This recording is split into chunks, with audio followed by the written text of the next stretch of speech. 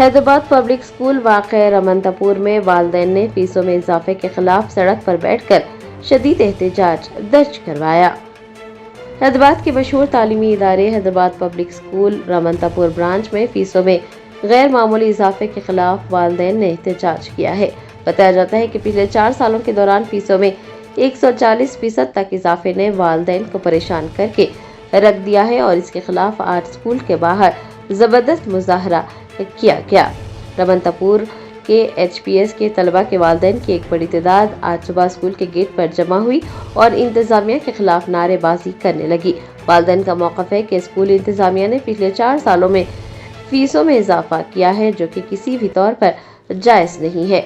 उन्होंने मीडिया को बताया कि स्कूल ने मुख्तलिफ जमातों के लिए फीसों में जो इजाफा किया है वो परेशान कुन है।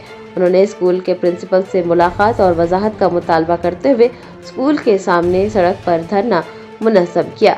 एहतजाज के बाद गाड़ियों की आमदरफ्त मुतासिर हुई और माहौल कशीदा हुआ। वालिदैन का कहना था कि जब तक प्रिंसिपल खुद बाहर आकर उनके सवालात के जवाबात नहीं देते वो अपना एहतजाज खत्म नहीं करेंगे। सूरत हाल को बेकाबू होता देख उप्पल पुलिस की भारी नफरी मौके पर पहुंची।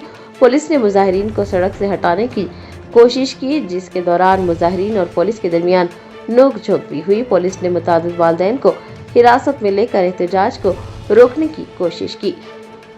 मुजाहिरीन में शामिल वालिदैन का कहना था कि वो अपने बच्चों को मियारी तालीम दिलाना चाहते हैं, लेकिन इसका ये मतलब नहीं कि स्कूल इंतजामिया उन्हें लूटना शुरू कर दे। 4 साल में 140% इजाफा किसी भी कानून के तहत दुरुस्त नहीं है। वो हुकूमत और महकमा तालीम से मुतालबा करते हैं कि इस मामले में फौरी तौर पर मुदाखलत की जाए।